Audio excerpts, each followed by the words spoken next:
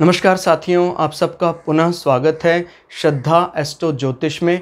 आज हम लोग कवर करने वाले हैं तुला लग्न की कुंडली में यदि केतु द्वितीय भाव में बैठे हैं तो क्या फल है। हम ये भी कह सकते हैं तुला लग्न की कुंडली में वृश्चिक राशि का केतु किस प्रकार का फल देता है। तो आइए शुरुआत करते हैं आज की क्लास का। लग्न से गिनते हैं अगर हम एंटी क्लॉकवाइज तो ये आता है द्वितीय भाव, दूसरा भाव। दूसरा भाव क्या बताता है? दूसरे भाव में जब वृश्चिक राशि पड़ती है तो जातक अपने एसेट्स को लेकर, अपने बैंक बैलेंस को लेकर बहुत ज़्यादा गुप्तता रखता है, लोगों से शेयर नहीं करता है, मतलब अपने घर वालों से बिल्कुल शेयर नहीं करता है उसके जो भी बैंक एसेट्स होते हैं। और अपने जहाँ तक बात अपने घर वाले कुटुंबियों की बात भी शेयर वो बाहर ज़्यादा नहीं करता है, क्योंकि वृश्चिक राशि कहीं भी पड़ती है तो आदमी चीज़ों को हाइड करना चाहता है। तो एक प्रकार से अब अपनी अपनी विचारधारा हो सकती है, ये एक मामले में कमज़ोरी भी दिखाता है कहीं ना कहीं, और एक एडवांटेज भी दिखाता है कि नहीं सर, हम ज़्यादा चीज़ों को एक्सपोज करना पसंद नहीं करते हैं। और जब कभी यहाँ 8 नंबर में केतु बैठ जाते हैं, केतु को इस राशि का सपोर्ट मिलता है, और राशि का सपोर्ट मिलने पर केतु यहाँ बैठकर आदमी को अपने रिश्तेदार, नात रिश्तेदार, कुटुंबियों को प्रति डिटैच करता है, लेकिन ये कोई नेगेटिव मैसेज नहीं देगा। ध्यान रखिएगा, केतु का जो नेचुरल स्वभाव है वो तो वही रहता है, लेकिन कहीं ये आपके लिए पॉजिटिव हो जाता है, कहीं ये नेगेटिव हो जाता है। भाई जैसे कहते हैं ना, मंगल नीच का है, भाई मंगल तो वैसे का वैसा ही है। आपके लिए उस मंगल ने उस एनर्जी को दूसरे एंगल पे दे दिया। भाई जैसे मंगल अगर उच्च का होता है तो कहते हैं भाई उसकी एनर्जी का इस्तेमाल अपने ऑफिस में करें आप, बाहरी संसार में करें आप, जंग में करें आप। लेकिन अगर मंगल नीच का है तो फिर बोलते हैं भी उस एनर्जी का उपयोग, मंगल की एनर्जी का उपयोग आप अपने घर में कर रहे हैं। तो इसलिए कहा जाता है कि जो भी व्यक्ति जिसका मंगल नीच का होता है, कहीं ना कहीं उसको ऐसा प्रोफेशन चुनना चाहिए जहाँ कहीं ना कहीं होम डेकोरेशन या घर से संबंधित ही कोई प्रोफेशन हो, तो फिर वो निखर कर सामने आ जाता है, क्योंकि वो उस एनर्जी का इस्तेमाल घर पर तो करेगा ही करेगा। अगर आपने उसको कोई डेफिनेट कार्य नहीं दिया तो घर में परेशान करने का ही कार्य कर देगा, क्योंकि मंगल के पास बहुत ज़बरदस्त एनर्जी है, कमांडर है वो। आपने उसको किचन के काम में लगा रखा है, घरेलू काम में लगा रखा है। अगर आपने कोई उसको एक डेफिनेट पाथ दे दिया, किचन में भी अगर आपने उसको एक बढ़िया प्रोफेशनल काम दे दिया, क्योंकि वो अनुशासन पसंद व्यक्ति है, तो वो एनर्जी का सही इस्तेमाल कर देगा। लेकिन अगर आपने उसके लिए कोई वैसा सपोर्टिंग एनवायरनमेंट नहीं दिया तो वो विस्फोटक हो जाएगा, जंग छेड़ देगा। तो बस वही नीच का प्रभाव होता है। भी जैसे कर्क राशि में बड़ा अच्छा घर में जो माहौल बनाते हैं बृहस्पति, घर के देवता, आध्यात्म और इस प्रकार का पाठ चल रहा है, इस प्रकार की बात गुरु करते हैं। लेकिन जब काल पुरुष की कुंडली में दशम भाव यानी आपके ऑफिस में इस प्रकार की आध्यात्मिक भावना और आंख बंद कर मोक्ष की भावना जाग जाए, तो फिर वो एक प्रकार से नीच का, यानी वो उस प्रोफाइल के लिए सुटेबल नहीं है। प्रोफाइल जो ऑफिस एनवायरनमेंट है वहाँ तो कोई एनर्जेटिक प्लैनेट मंगल जैसा ही सुटेबल है, जो लगातार रेस्टलेस होकर बिना थके काम में लगा रहे। गुरु का तो कार्य है भाई वो बैठा रहे, आध्यात्म की बात करे। ज़्यादा इस प्रकार के लग्न से वो बहुत लगन से काम करने में माहिर नहीं माने जाते गुरु को। अध्यात्म के लिए तो ठीक है, लेकिन उनका मेन काम फिलोसफिकल नॉलेज डिलीवर करना है। अब यही चीज किसी का बृहस्पति नीच का है, अब वो ऑफिस में उसका एक ही काम है, सिर्फ फिलोसफिकल ज्ञान बांटना, आध्यात्मिक ज्ञान बांटना। फिर देखिए वो कैसे वो नीच का बृहस्पति कमाल कर देता है। क्लियर होगा? तो ये एक गलत धारणा बन चुकी है कि भाई इसके जीवन में ये प्लैनेट नीच का है तो ये खराब ही होगा, नीच का हो या उच्च का हो। एक मेन बात समझिए, अगर किसी के कुंडली में कोई नीच के बैठे हो, उच्च के बैठे हो, अगर जैसे कहते हैं मुख्य रूप से हम 11 राजयोग और लक्ष्मी योग को मानते हैं, अगर कम से कम 4 राजयोग केंद्र और लक्ष्मी त्रिकोण में बन रहे हैं तो फिर वो चाहे नीच के ग्रह बना रहे हो चाहे उच्च के ग्रह बना रहे हो, अच्छा माना जाएगा, उसको पासिंग मार्क्स मिल चुके हैं। और कहीं 11 राजयोग लक्ष्मी योग बन रहे हैं, जबरदस्त कुंडली है फिर वो। तो ये ध्यान रखना है कि ये सब चीज़ों में नहीं फंसना है कि भाई नीच का है तो खराब ही फल देगा। क्लियर हो गया ना। राहु और केतु को तो हम इसलिए, क्योंकि उनका हम राजयोग में मुख्य रूप से काउंटिंग नहीं करते हैं और उनको हम मुख्य रूप से 6, 8, 12 के लिए ही अच्छा मानते हैं। लेकिन जैसे ही कोई फिजिकल प्रेजेंस वाला प्लैनेट आ जाता है और केतु उसको सपोर्ट कर देता है, तो केतु का सारे बुरे प्रभाव खत्म हो जाते हैं। या जैसे मान लीजिए केतु यहाँ बैठे हैं, अभी तो राशि का सपोर्ट इनको मिल रहा है। मान लीजिए द्वितीय भाव में केतु बैठे हैं और राशि का सपोर्ट नहीं मिल रहा है, लेकिन जो घर का मालिक है वो कहीं ना कहीं राजयोग में इन्वॉल्व हो गया है, राजयोग में इन्वॉल्व हो गया है, चाहे नीच का भी हो गया है वो, तो वो कहीं ना कहीं कुछ ना कुछ ऐसा कार्य करके धन जोड़ ही लेगा। और केंद्र में और लक्ष्मी त्रिकोण में तो ये कहा जाता है कि भाई वो आपको कहाँ, जैसे कहते हैं भी आपको कहाँ पर डिप्यूट किया जाए जहाँ अच्छे पैसे हों, आपके स्टेटस को जाना जाए। कहता जी कैपिटल रीजन में डाल दीजिए, दिल्ली डाल दीजिए आप। तो कोई छोटा बिल्कुल निराश प्लैनेट भी अगर केंद्र और त्रिकोण में है, लक्ष्मी त्रिकोण में है, वो भी शाइन करने लग जाता है दूसरों से ज़्यादा, क्योंकि वो कैपिटल में आ गया है। इसीलिए केंद्र को बहुत मजबूत माना गया। आप किसी भी कुंडली को उठा के देख लीजिए, अगर उसके केंद्र में लक्ष्मी त्रिकोण में लगभग सारे ग्रह हैं, वो राजा समान है।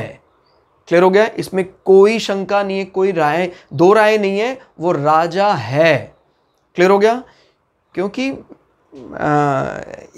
अगर कैपिटल रीजन में कोई प्लैनेट हाईलाइट हो रहा है, निश्चित बात है वो कई राजयोग बनाएगा ही बनाएगा। भाई सारे प्लैनेट अगर केंद्र में आ गए हैं, लक्ष्मी त्रिकोण में आ गए हैं, तो फिर ना बनने का कोई कारण बनता नहीं है। तो इसलिए ये वाली अपनी बात अच्छी तरह दिमाग में रखना। कई व्यक्ति बार बार पूछ रहे हैं कि मेरे ग्रह नीच के बैठे हैं, नीच के बैठे हैं।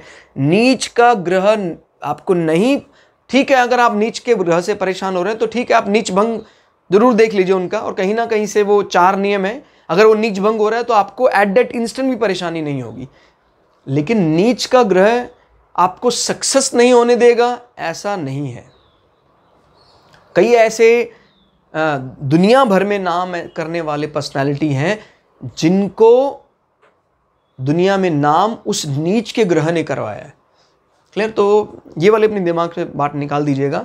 अभी ये केतु को हम मानते हैं, जैसे राहु यहाँ आते हैं तो ये राहु वृषभ राशि में उच्च के माने जाते हैं।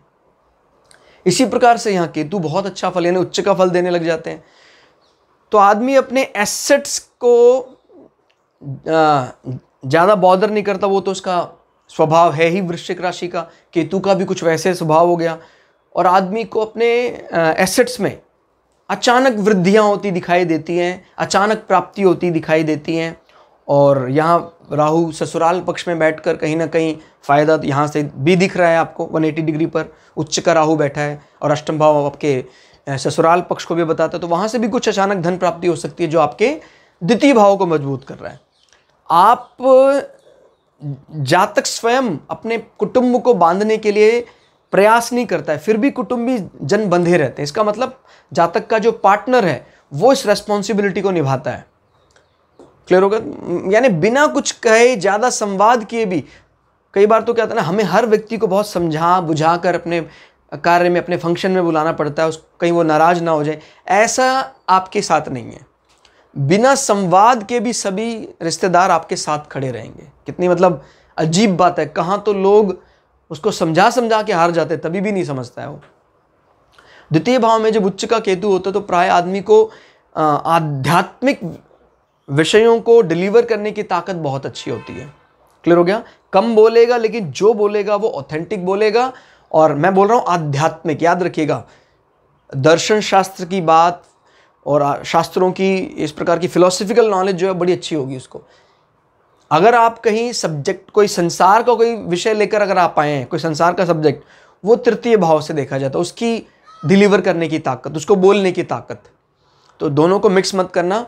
दूसरा भाव आध्यात्म को बोलने की ताकत, जिसका दूसरा भाव मजबूत होता है, ऐसा कहा जाता है उसके घर का जो प्राइमरी एजुकेशन रहा है बड़ा अच्छा रहा है।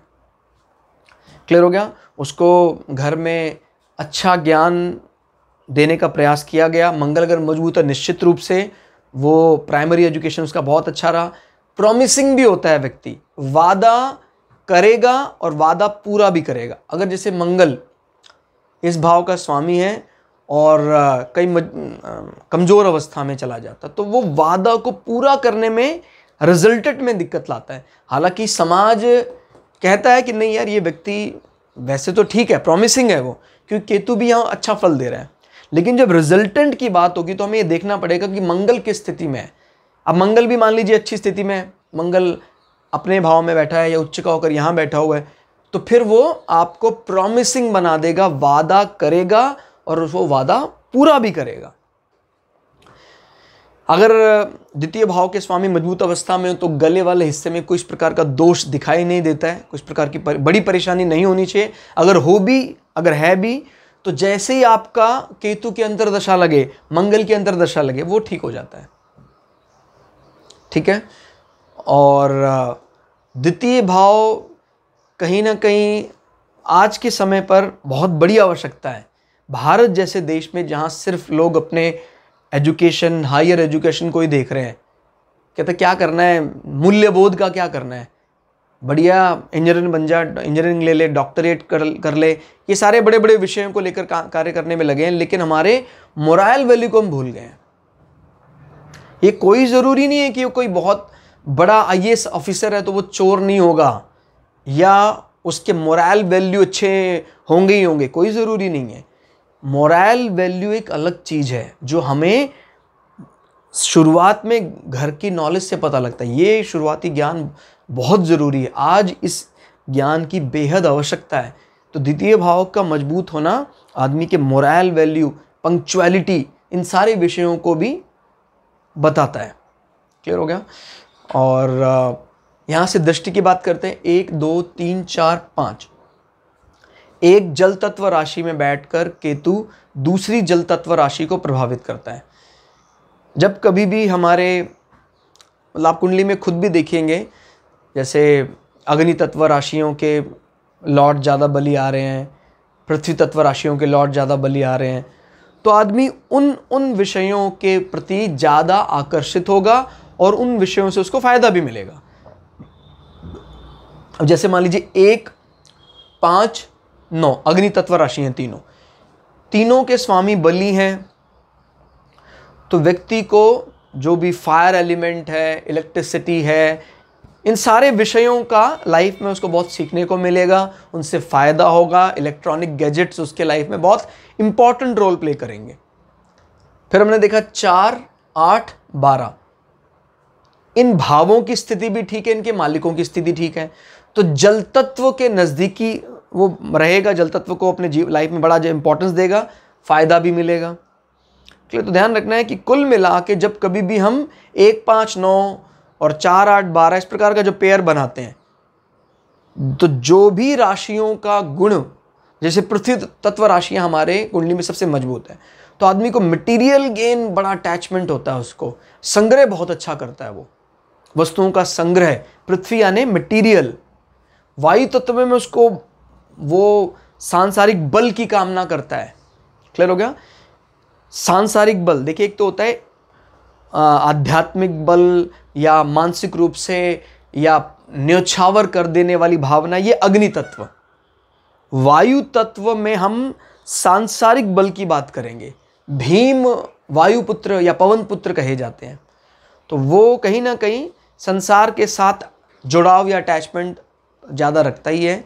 तो ये राशियों के गुण भाव अगर पता लगते हैं तो उसके सही फल का हम बखान कर सकते हैं, जान सकते हैं। केतु की दृष्टि पड़ रही है दूसरी जल तत्व राशि। मीन राशि के मतलब होता है जो भी तुला लग्न का जातक होता है, अपने शत्रुओं के प्रति, अपने बीमारियों के प्रति, ऋण के प्रति बृहस्पति के 12 नंबर की तरह उसका स्वभाव होता है। मुख्य रूप से बृहस्पति का 12 नंबर यानी हालांकि बृहस्पति की रोमांटिक फेज कहा जाता है, समझदारी भी है, समझदार पूर्ण रवैया दिखाता है। जो भी उसके लोन वगैरह उसने लिए हैं समय पर पूरे करने की भावना दिखाता है, और कहीं ना कहीं 12 नंबर रोमांटिक फेज तो है ही। तो इस प्रकार की चीज़ें भी दिखाई देती कि भाई वो बैंक से उसने पैसा लिया है, वो पैसा कहीं अच्छी जगह इन्वेस्ट भी कर सकता है, उससे वो अपने जीवन में आनंद को बढ़ा सकता है, क्योंकि शुक्र की फेवरेट राशि है। तो उसका भी एक विषय ध्यान रखना है। जब कभी भी 12 नंबर ये राशि का संबंध यहाँ हो जाता है, जैसे मान लीजिए जिसका स्वामी उच्च का होकर यहाँ बैठ जाता है, तो फिर इस छठे भाव से आपको काफ़ी फायदा मिलेगा जो आपके स्टेटस को इम्प्रूव करेगा। छठा भाव कहीं ना कहीं कंपटीशन भी होता है, लोन भी होता है, लोन से बहुत फ़ायदा होता है अगर बृहस्पति उच्च का होकर दशम भाव में बैठ जाए। आदमी ऋण लेकर अच्छा सामाजिक पद बना लेता है, सामाजिक प्रतिष्ठा बना लेता है। क्लियर हो गया? और यानी इस प्रकार के कार्यों में अगर बृहस्पति अच्छा, उसको काफ़ी ज़्यादा साथ मिलता है। केतु की दृष्टि भी यहाँ अच्छी पड़ रही है। जब केतु की दृष्टि पड़ती है तो उसका फायदा होता है बिना प्रयास के उस विषय से संबंधित फायदा। बहुत ज़्यादा प्रयास नहीं करना पड़ता है, क्योंकि केतु ज़्यादा कैलकुलेटिव तो है नहीं कि बहुत अच्छी गणनाएं कर रहे हैं वो, इस प्रकार से हमें ऐसे मिलेगा, ये इंश्योरेंस करना चाहिए, इस प्रकार का, ये सब चीज़ों में राहु पारंगत है। केतु की इसमें कोई मास्टरी नहीं है। लेकिन अगर केतु को राशि का सपोर्ट है, निश्चित रूप से उसको यहाँ फायदा मिलेगा।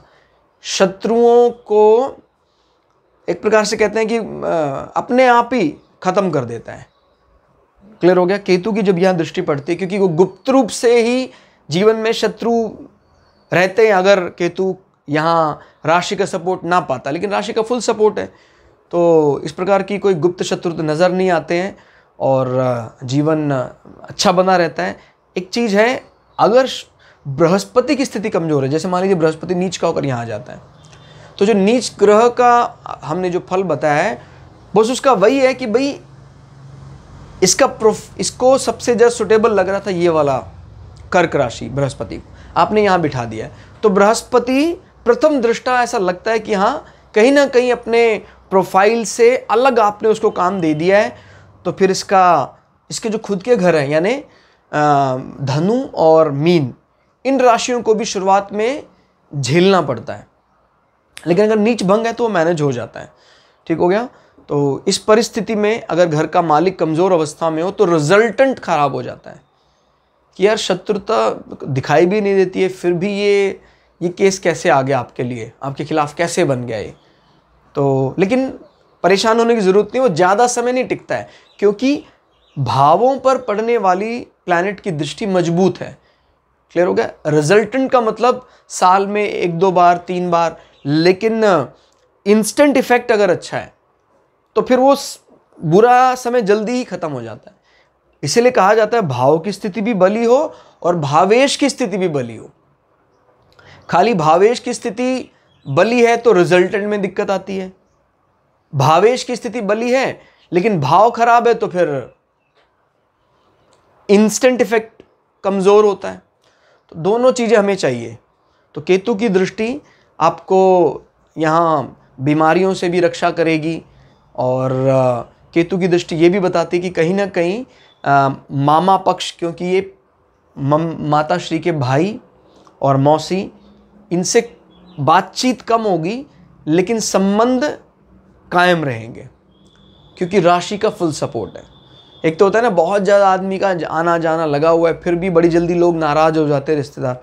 यहाँ ऐसा नहीं है, मामा मौसी सब साथ देते हैं, वो भी तब जब आप ज़्यादा उनसे वार्तालाप नहीं करते हैं।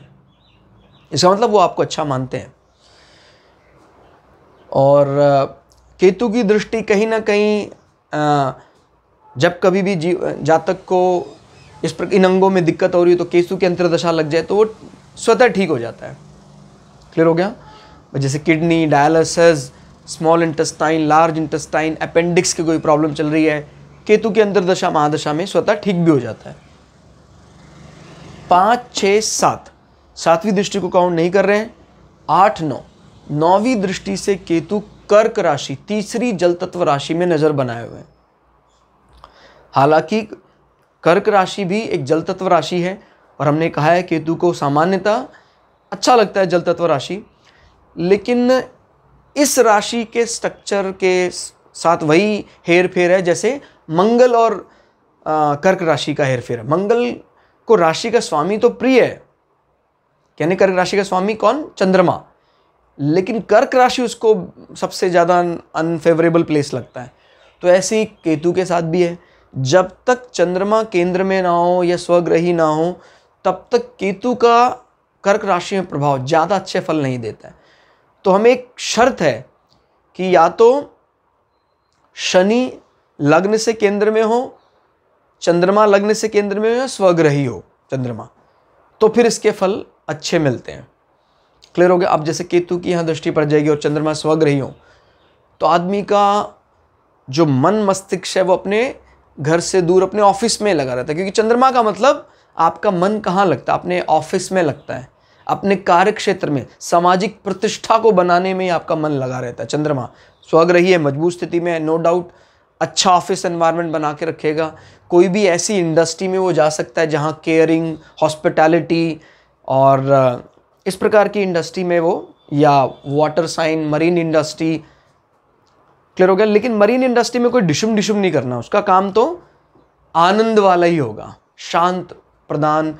और मेडिसिनल जो कंपनीज है वहाँ भी आपका अच्छा ऑफिस एनवायरनमेंट होगा, बढ़िया, मतलब MNC और फर्स्ट क्लास आपका ऑफिस है, इस प्रकार का ऑफिस एनवायरनमेंट बना रहता है। तो चंद्रमा तो आपको पता ही है मन का स्वामी है और बड़े आनंद में रहने वाला प्लैनेट माना जाता है। जब आपके ऑफिस एनवायरनमेंट में वो स्वग्रही आएगा तो बहुत अच्छा ऑफिस का एनवायरनमेंट बनाता है। और केतु की दृष्टि ये बताती है कि अगर चंद्रमा स्वग्रही है तो इतना होने के बाद भी आदमी कभी भी उसका अहंकार नहीं करेगा, उसका बखान ज़्यादा नहीं करेगा। क्लियर हो गया। उसमें ज़्यादा लिप्त नहीं होगा। और यहीं अगर चंद्रमा ना हो, केंद्र में भी ना हो, तो फिर आदमी के घुटनों में दिक्कत हो सकती है। आदमी या जातक पर यह आरोप लग सकता है कि भाई तो अपने ऑफिस में अपने कोलीग्स के साथ या बॉस के साथ उनको विश नहीं करता है, उनके साथ संवाद नहीं करता है, उनके साथ समय नहीं बिताता है। ये इस प्रकार के विचार, हालांकि कर्क राशि वाला निश्चित रूप से सबके साथ मिलकर चलने वाला व्यक्ति, लेकिन अगर कभी चंद्रमा कमजोर हो जाए, इसका अर्थ ये है कि भाई दशम भाव आपका पीड़ित हो गया, केतु की दृष्टि और ज़्यादा खराब स्थिति पैदा कर देगी। मूल प्रवृत्ति वही है उसकी। कभी कभी ऐसा लगता है देखने में, यार ये तो बहुत हंसमुख सा लगता है, फिर हमसे बोलता क्यों नहीं है? तो उसके मन में ऐसा रहता है, जातक के मन में, क्योंकि इस प्लैनेट के प्रभाव के कारण ही ऐसा होता है कि हमारी बुद्धि ऐसी हो जाती है। इसको आप विक्षिप्त कह लीजिए, खराब कह लीजिए, कुछ भी कह लीजिए, कि भाई वो व्यक्ति अपने ऑफिस एनवायरनमेंट वालों के साथ ज़्यादा बातचीत नहीं करना चाहता है और उसका आपको नुकसान होता है। अभी क्या है, अगर मान लीजिए चंद्रमा यहाँ बैठा है, आपके संवाद ना करने के बाद भी ऑफिस वाले आपसे प्रसन्न रहते हैं, बॉस आपसे बड़े प्रसन्न रहते हैं कि यार ये तो बहुत बढ़िया अपने काम से काम रखता है। देख रहे हैं आप, दोनों ही एक जैसी स्थितियां हैं, लेकिन रिजल्ट में कितना बड़ा हेरफेर आ गया। घुटनों में दर्द तभी होगा जब चंद्रमा केंद्र में ना हो या स्वग्रही ना हो, नहीं तो घुटने आपके कुशल होंगे, उनमें कोई ऐसी पीड़ा, गठिया, बाय का दर्द नहीं होगा। क्लियर।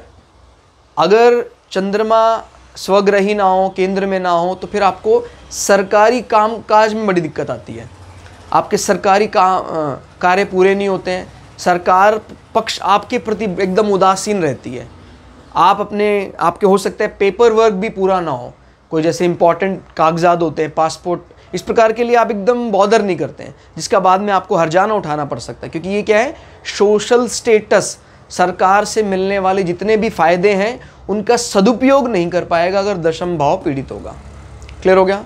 तो कुल मिला के देखा जाए, वैसे जल तत्व राशियों में केतु अच्छा फल देता है, कर्क राशि में उसको घर के स्वामी का स्वग्रही होना या केंद्र में आने की दरकार दिखाई देती है। तो आज की क्लास में इतना ही। क्लास आपको कैसी लगी कमेंट करके जरूर बताइएगा। मिलते हैं अगली क्लास में, तब तक के लिए जय श्री भगु पराशरा, जय श्री शुक्राचार्य, नमस्कार।